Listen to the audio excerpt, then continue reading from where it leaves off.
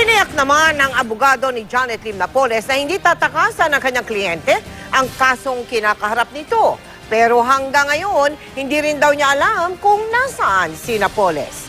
Ayon naman sa Bureau of Immigration, 2 beses nang nagtangkang lumabas ng bansa ngayong buwan ang kapatid ni Napoles na si Reynald Lim. Nakatutok si Teresa Andrada. Hindi raw alam ng abogado ni Janet Lim Napoles kung saan nagtatago ang kliyente. Pero sigurado raw na naiintindihan ni Napoles na hindi siya dapat lumabas ng bansa. I assure you as a lawyer, as her lawyer, that she understands that she has to remain in this country to prove her innocence. I'd like to appeal to Mrs. Napoles to say to please come forward. Hapon kahapon daw huling nakausap ni Attorney Lorna Capuna ng kanyang kliyente para ipagbigay alam ang paghain nila ng urgent motion sa korte para hilingin ang pansamantalang pagsususpindi ng paglabas ng arrest warrant. Mula kagabi hanggang kaninang tanghali, di na raw niya ito nakontak. Malaking palaisipan daw para sa mga abogado ni Napoles ang biglang pagpapalabas ng warrant of arrest ng Makati Court. Kasusumiti lang daw nila ng motion kahapon ng hapon. Kasama sa motion nila ang 17 sworn affidavits na magpapatunay na hindi dinitene o kinidnap si Ben Hurluy na dating staff ni Napoles at nagbunyag ng tungkol sa bilyon-bilyong pork barrel fund scam. Nauna nang sinabi ni Napoles na hindi niya dinitene si Luy kundi kanyang pinag-spiritual retreat. Kasama raw sa nagpatunay nito ang 7 pari na kasama sa retreat house. Isa sa mga affidavit ang kay Monsignor Josefino Ramirez. Sinabi raw ni Luy kay Monsignor na kusa siyang nagpunta sa retreat house para mag-isip sa mga kasalanang nagawa raw.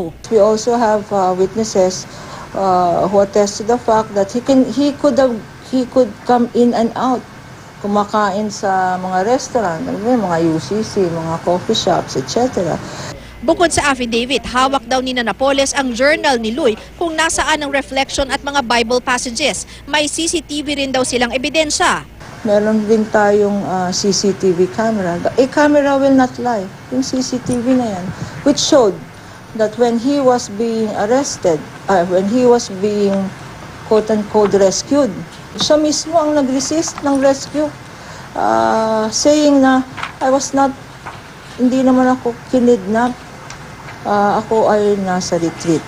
Pero duda raw ang abogado ni Luy sa mga sinasabing testigo ng kampo ni Napoles maging yung sa mga pari. Isa raw sa nagbigay ng affidavit binigyan ng 150,000 monthly allowance mula kay Napoles. Ang isa naman daw, incorporator sa isang NGO. 3 buwan din daw pinigilang umuwi si Luy, tinakot pa at pinagbantaan daw. Meron kasing ibinigay nga na warning sa kanya na kung tatakas siya o kung magsasalita siya sa iba, ay maaaring merong masamang mangyari. At ang sinasabi daw sa kanya ni Reynald Lim ay, alam mo ako Benhar ay convicted na ako at kaya ko nang pumatay para lang sa kapatid ko. Sabi pa ni Baligod, ilang beses din daw silang nilapitan ng kampo ni Napoles para i-drop ang kasong serious illegal detention. Minsan nakaharap daw nila si Napoles. It's the other way around. They offered me money para ma-drop itong kaso. And I turned them down 3 times. Ayon pa kay Baligod, maging siya raw nakatanggap ng banta sa kasong ito. Ang akusasyon ng kampo ni Napoles, si Baligod daw ang humingi ng pera sa kanila kapalit ng pag-drop sa kaso. Teresa Andrada, Nakatutok, 24 Oras.